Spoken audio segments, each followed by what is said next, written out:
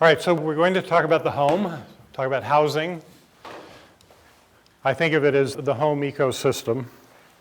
So there are three parts to this talk. The first part will be our journey thinking about housing, my personal journey in part, the research we've done. Part two is then thinking about the home, looking into the future, like maybe 10 years. And then part three is Asier. He'll talk about spinning off work from the group and starting a company and how that's doing and that whole experience, okay?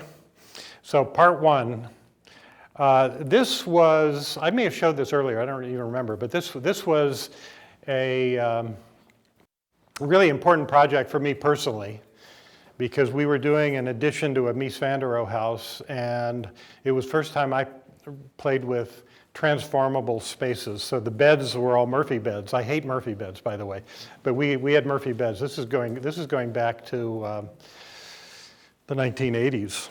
1983, I was just out of school. And these walls could be all glass or screen or open or glass plus curtains.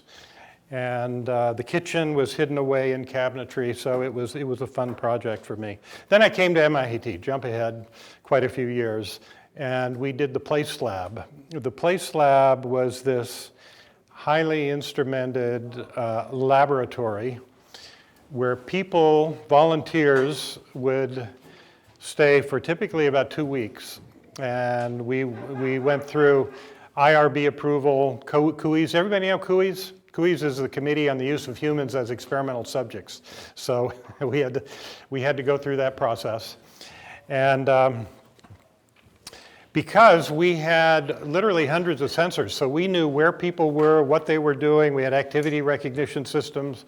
At one point, working with Intel, we had everybody wear an RFID tag reader on their wrist as a bracelet, and we put little RFID tags on everything. This is going back to 2004, so we actually knew all the objects that people interacted with. We knew when they opened a cabinet door. It was really kind of a trip. And we did all kinds of studies. So here you can see on the spice rack our little sensor. We call these mites. Mites are MIT environmental sensors. And so actually it's on the bottom of the chair. So if you would sit in a chair, the sensor would fire, so we'd know which chairs were being used. And then we had a activity labeling system where we had lots of video cameras in the space, but we didn't use the videos for activity recognition. We used the videos to label the data so we could do activity recognition without using cameras. Does that make sense? You have a sequence of sensor activations. What does those sensor activation sequences mean in terms of activity? Well, the video gave you ground truth, so we could label it. And it was a really early use of machine learning. And to give you an example of one thing we did, we think of it as kind of extreme energy monitoring. We did this in 2006. So we actually knew what every appliance, every lighting fixture, et cetera, what kind of current they drew, that we knew whether they were on and off. And we had a system where we could kill power that wasn't being used. So here you can see the TV was on, the appliances in the kitchen, the refrigerator was on, the clock radio was on, things like that. And so we did an experiment, like if we were just totally ruthless and we killed power to everything people weren't using. So see, the lights were on in these spaces. So then we recognized somebody was sitting on the couch watching TV. We just killed everything except the refrigerator and except the clock radio, because then it would lose time or lose food. And we showed that we could actually, if we were absolutely ruthless, we could save 42%. Then we did something that was novel at the time.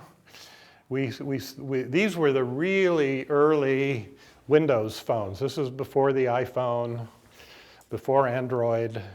But some of the early phones had GPS in them. So we said, as people get farther away from the home, let's set the thermostat back in the winter, or the opposite in the summer. And so if you turned around and started heading home, as soon as you got home, it would be comfortable. And we tried to patent this. MIT said, it's a worthless patent.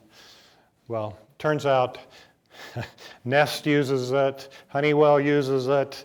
In fact, I was just pulled asked to be a witness in a patent dispute. And apparently this patent is now worth hundreds of millions of dollars. And anyway, you never know.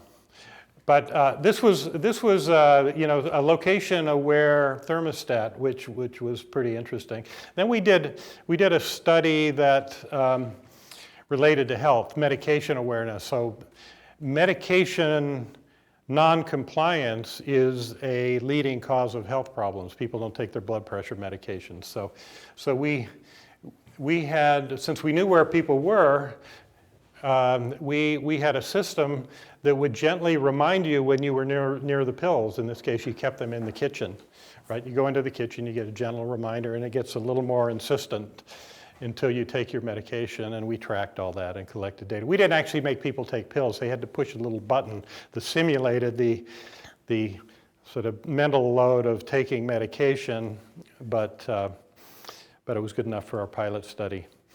Then we wanted to build wearables.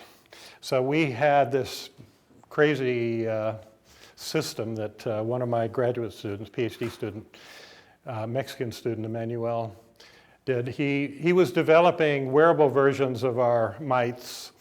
But again, we have to have ground truth. So we had everybody wear a calorimeter and other medical grade sensors. So we could, again, get ground truth so we could do the activity recognition with the wearables. And we were interested in household activities, trying to recognize when somebody was washing the tub or making the bed, and also gym activities. And then the iPhone came out.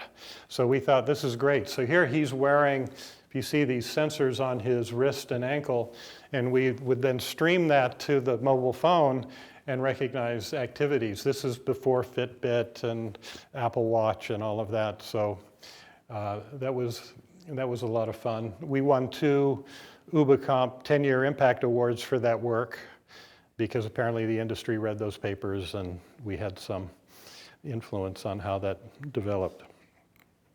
Anyway, that was all related to health in the home, energy in the home. We did many other experiments during that time that I don't have time to talk about. But one application of that technology then was with IKEA. So here, these are now the termites. Terror is 3. So this is the 3rd version of the MIT environmental sensors.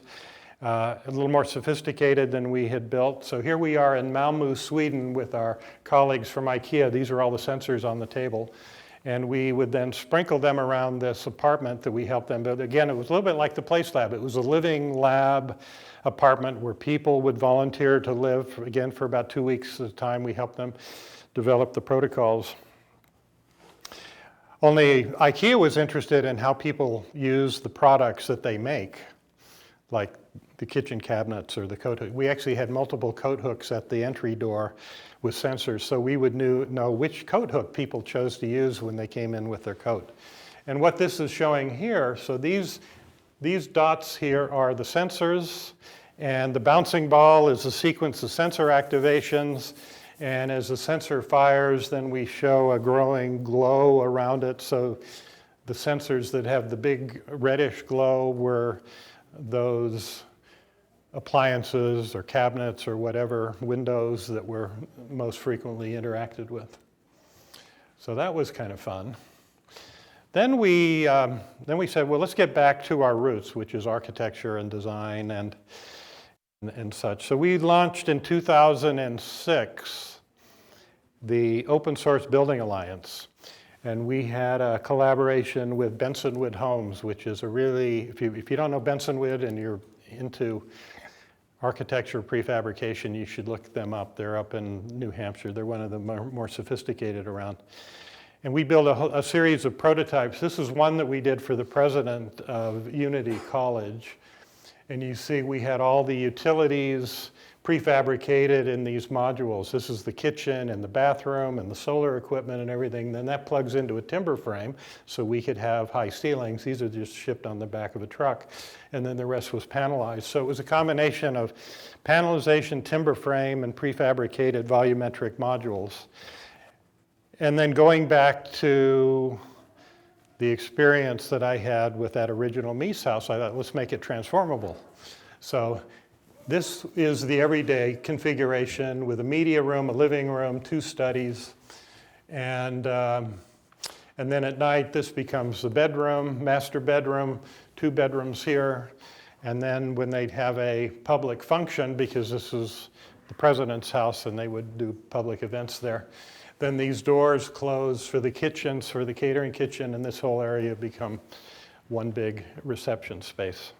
So this was one of the renderings I did back in the day of that space. Then 2009, let's think of it more as a mass customization process, and a process by which we could understand the profiles of people and have a whole methodology that could lead to personalized solutions. So we did a study where we took these typical developer apartments, and almost every developer apartment that is built nowadays is one of 2 or 3 floor plans. You know, there's not really much of a role for architects. They basically, if you have a 1-bedroom, you enter here, you have the bathroom and the kitchen on the corridor, and you have the living room and the bedroom at the window. That's basically all you can do. And if you have a 3-bedroom like you have up there, you either have the living room in the middle or the living room in the end. So living room with a bedroom on either side, or 2 bedrooms and a living room. And that's basically all you can do with developer apartments. Shouldn't say that. It's not all you can do. It's all developers choose to do. Because what they're looking for is the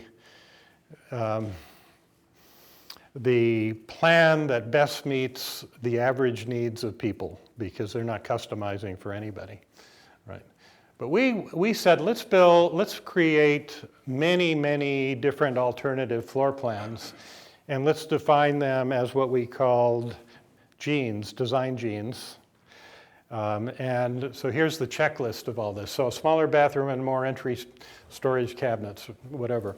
So our designs all had some combination of these solution profiles.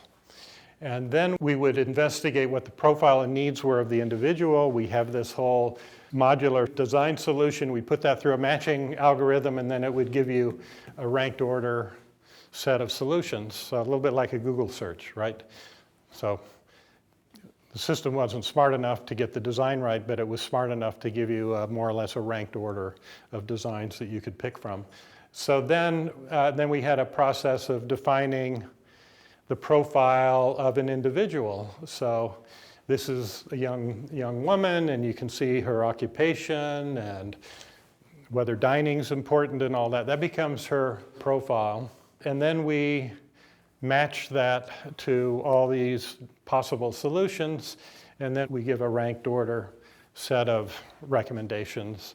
And then we built a version of our Cityscope, a table where she could go in and refine it and make fine-grained choices. So here are the 3 plans that best fit her, and we could do this for people of very different profiles. Now, this was the most interesting. The result of this study for me was the bigger the red circle is, the more that people disliked the solution, and the bigger the green circle, the more they liked it. And this was the distribution of that study. And you see it's pretty random. It's hard to find any patterns. And so what we showed was the premise of a developer, which is there is a solution that meets the needs of most people, was false. You know, the needs were just much too varied. So this was looking at them by age, and then this was the same thing looking at them by life situation, whether you single and lived alone, et cetera. I mean, you can see there are some designs that are clearly better or some that are clearly worse, but there was not a lowest common denominator design. So therefore, we needed some mass customization process so you could personalize. That was the idea. Then we tried to do that for many years. That got to be really complicated, mostly because of the way the whole construction industry is set up with subcontractors, and there's not really a single entity like a car company that can control the whole mass customization process. So then we said, let's do something a little different. Let's make transformable homes where you only have one design, but that one design can have many states. So I think we showed this video before, but I'll show it again.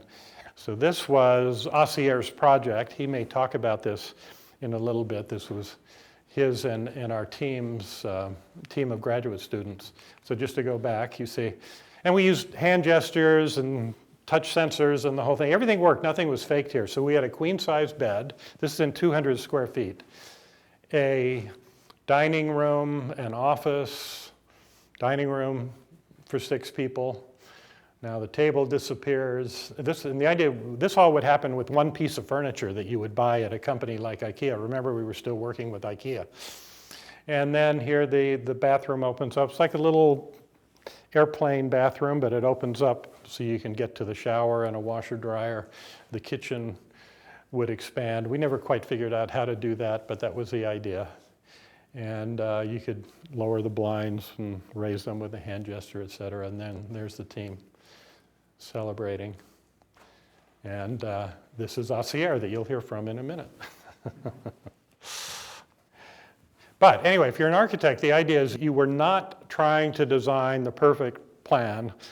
In this case, you're designing 6 optimized floor plans, each with accommodating a different function, with the idea that you could effortlessly and dynamically transform in a matter of seconds from one to the other.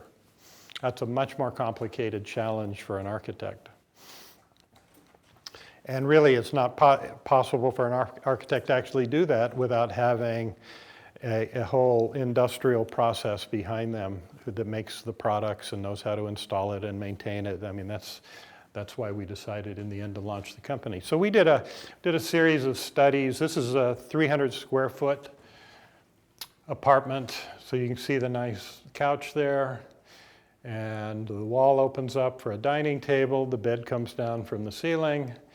And another study that we did where with displays and whatnot. And then we launched this company, which Osier will talk about in a minute. And the apartment in Hudson Yards, which, by the way, I'm staying in on Friday night when I go down to New York. So, so here's an idea for expanding that. So this is basically what Ori is now doing, and they're making a moving wall, but we were looking at kitchens and bath pods and ways that you could, for example, create a cross-laminated timber chassis or volumetric module chassis. So we could have 1 bay, 2 bay, 3 bay, 4 bay, et cetera, penthouses, and then you customize the interior with targeted cabinetry. So you're not customizing the whole apartment. You have an open chassis that can take many configurations, and you're strategically then designing cabinetry. The cabinetry industry is really better set up for mass customization than other systems. So 1 bay could accommodate a student or young professional, et cetera, all the way up to a wealthy couple in a large 4 bay apartment. By the way, that's our extra large apartment, which is about 1,200 square feet, but the idea is that it would function with the transformables as if it was much larger. This was a design for a hotel room that was transformable. Here's some of here are the floor plans. So here, working and eating in this configuration, socializing, and then sleeping. The bed would come down from the ceiling, as you see here. And then this is a little tiny apartment. Do any of you know the Citizen M hotels where the rooms are 8 feet wide? You should check them out. They're amazing. There's one in New York. So this is an 8-foot wide apartment. You see the bed is the full width of the apartment. But I love these citizen M rooms. I've stayed in many of them. They're just beautifully designed because they're tiny, but they're not transformable. So I think we could go much farther with these ultra tiny little apartments. Thinking about the future, I mean, the pandemic really did change our attitudes about the home for many people, because much like the home was for thousands of years when we were all locked in our homes during the pandemic, life returned to something like it was before the Industrial Revolution, where it was a center of entertainment, of work, of learning, of healthcare, energy production in many cases, and going back to something like these old days where people, workshops, the tailor, the carpenter would be on the lower level, and then the living spaces would be above that, so you had your places of work in close proximity to your places of living. Of course, then with industrialization, factories were remote, out of the home, manufacturing was centralized, energy production was centralized, learning in schools, healthcare in hospitals, and we're now in this crazy time where we're trying to figure out, like, what should the home be in the future?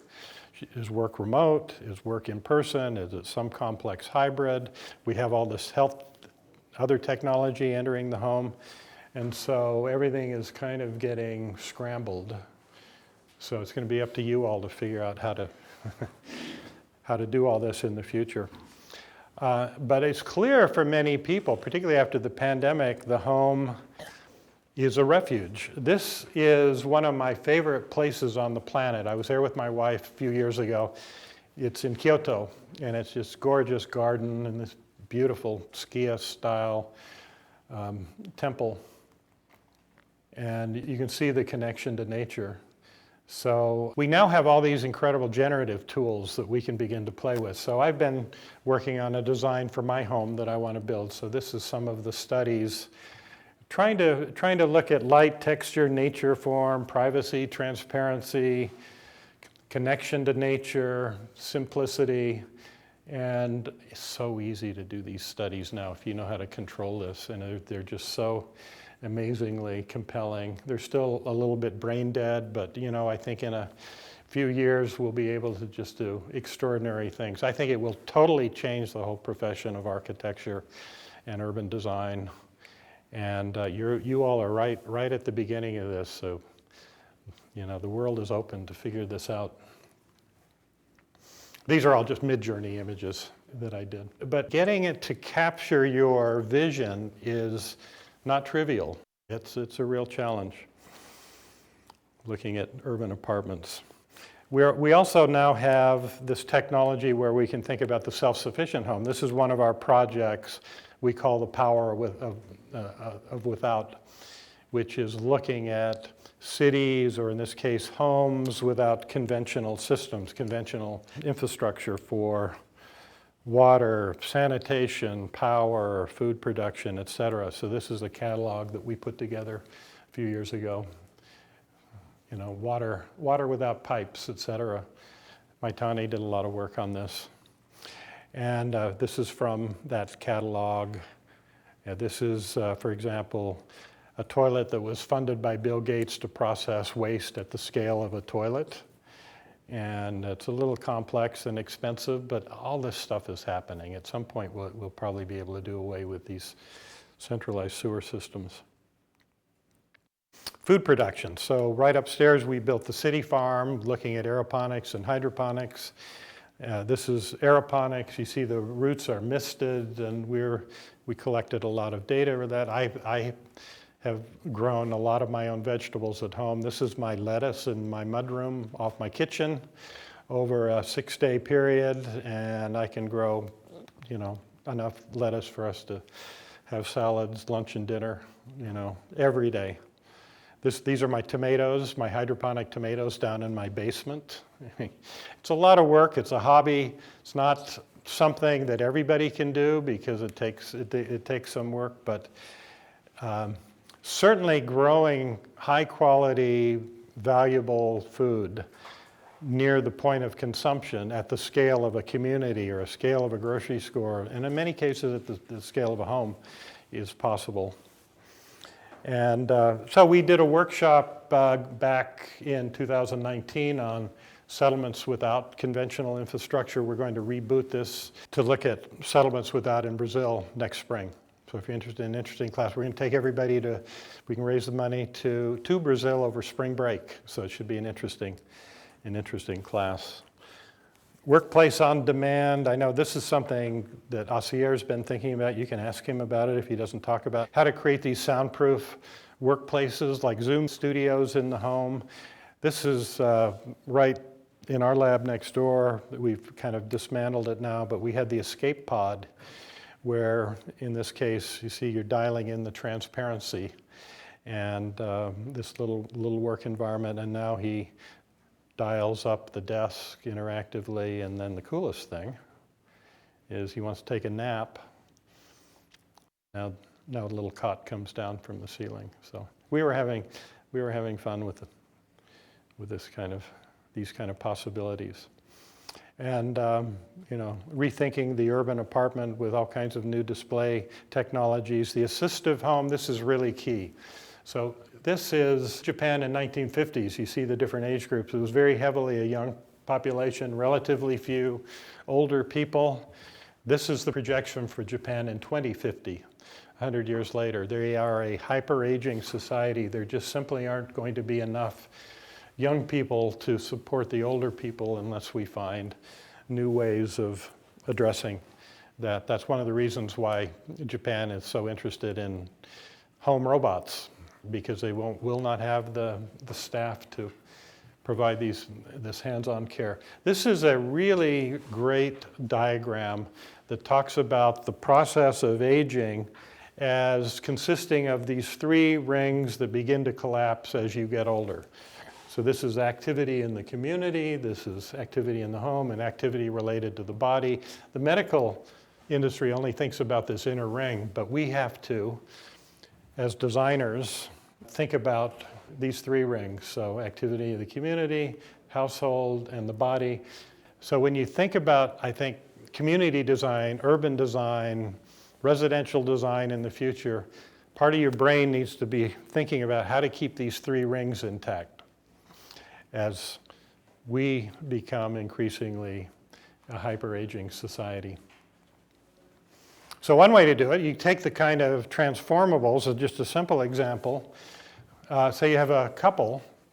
The woman is in a wheelchair, so what does she need? She needs a 5-foot turning radius in the kitchen and in bathroom, and she needs low cabinetry. Now what if her husband is tall and has a bad back and is unstable and uses a cane? Well, you want to then have this to be as compact as possible, because if he starts to lose his balance, he needs to catch himself. Same in the bathroom. I have a friend with one leg. He lost it in a boating accident.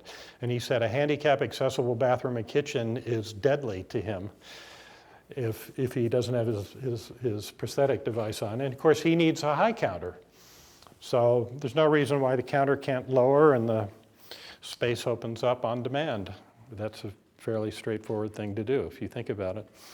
We also need better sensing. This was a project that we did called Blind Eye, which is using computer vision, but the idea here is that you do the activity recognition on the camera, and the connection to the network only translates the insight gained from the activity recognition on the camera. So if you want to detect someone who's fallen and can't get up, just that little text signal would be transmitted, no video images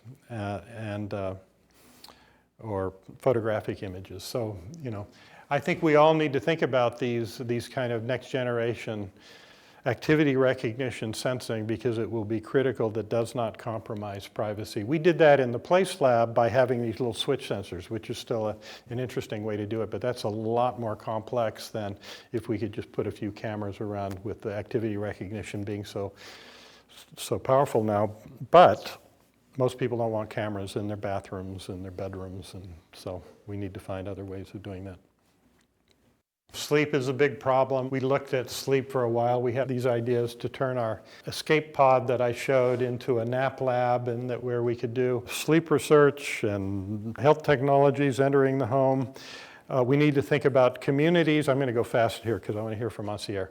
We need to think about new ways of designing communities. This is the old assisted living community where people who needed support would live in some remote community, typically way out in the country where land is cheap, and then they're isolated, they lose connection. This is really the new model for the assisted community, where it's centered in the home, but the home is providing assistance to you like I described, but it's also connected to all the resources in the community.